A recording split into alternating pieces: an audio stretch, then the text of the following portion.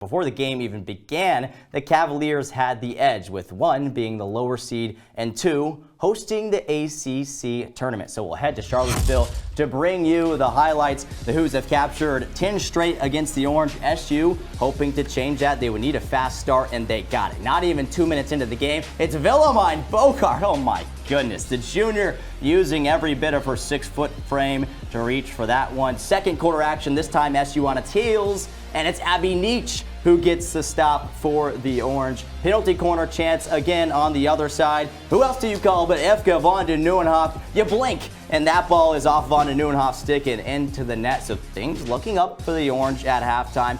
But we go fourth quarter action, and here come the Cavaliers. 1 of 12 penalty corner chances executed right here by Noah Barterman, cutting SU's lead to 1. 3 minutes left in the game now. Another one of those opportunities, and UVA takes advantage, tying the game at 2. Surely we'll go to overtime, right? Surely SU won't blow this.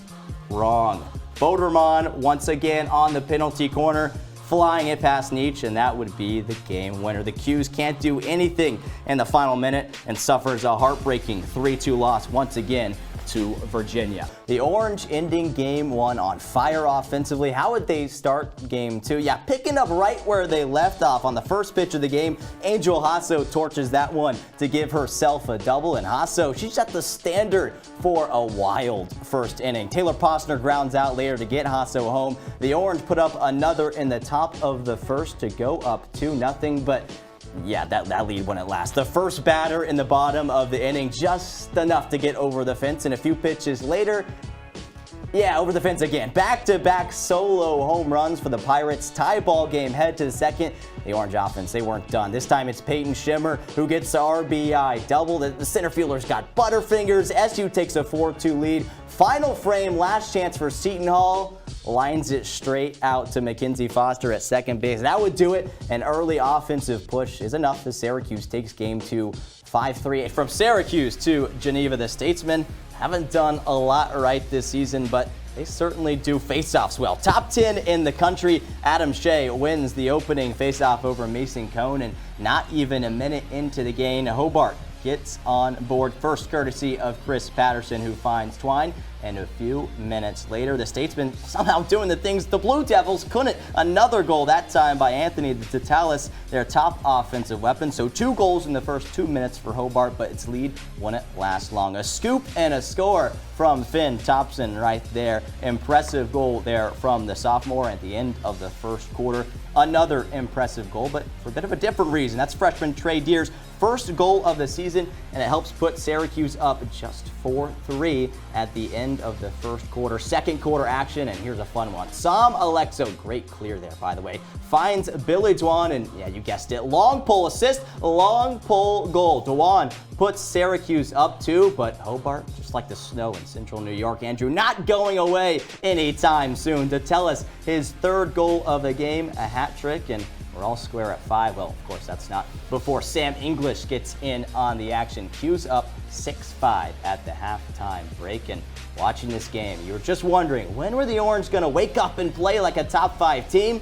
And to start the third quarter, they did exactly just that. Christian Muley gets a nice goal there to start the half in transition. Billy Twong again. Why not? The man known for his defense notches his second goal of the game, and 2 minutes later, again, SU in transition. Luke Roa, the give and the go. You betcha. A 4-0 scoring run to open the second half for the Orange to put them up 10-5, and it'd be a run that would continue in the fourth quarter, with Muley earning his 4th hat trick of the season. And boy, he and his offense have been special this year. And here's Trey Deer again padding his stats there at the end. Syracuse claims its 10th Krause-Simmons trophy in a row with a 13-7 win over Hobart. Arguably SU's toughest non-conference matchup this season. We start late in the first quarter. Q's already up 3-0, but it's Purdue who finds the end zone first. Devin Maccabee with that rushing touchdown to put the Boilermakers up 6-3. The ensuing PAT, though, blocked by Marlowe Wax. Jason Simmons picks it up. He can't take it all the way, so SU trails 6-3. We fast forward a quarter later. The Orange now down 9-3, trying to cut down the lead, can't.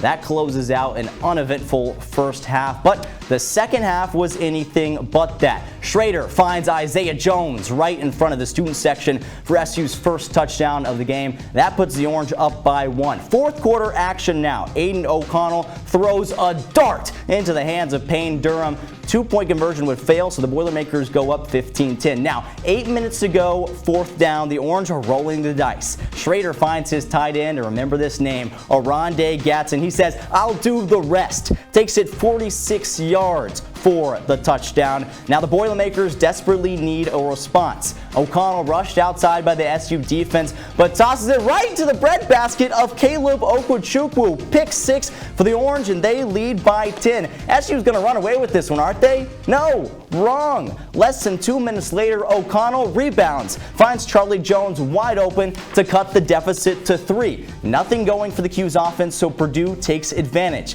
Less than a minute left in the game now. O'Connell again finds his guy in the end zone. Hit him with a Conor McGregor strut, Mr. Durham. Purdue now up 4. Schrader trying to pull off a miracle, throws just a prayer to Jones, and wait for it here.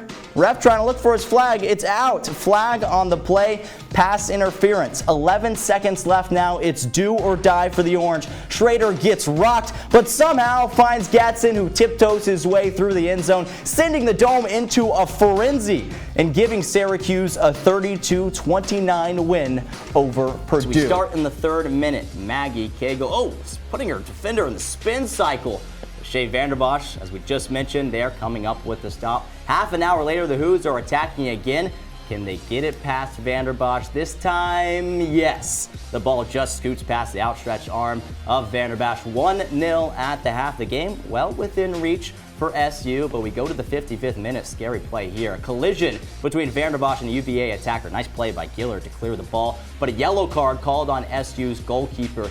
PK chance for Virginia, and they get it. Vanderbosch guesses correctly, but can't stop it. 2-0 Cavaliers. The Orange netminder not too happy about that one. We skip to the 73rd minute. Time running out for the Orange, and it's Virginia again. A leaping try, not enough from Vanderbosch. Celebration for the Hoos, fatigue and disappointment for the Orange. And the onslaught would just continue. Another goal here by the Cavs. Burying the Orange in their final game of the season. Syracuse loses 4-0. Vanderbosch records just 5 saves, leaving her 10 short of beating the program record.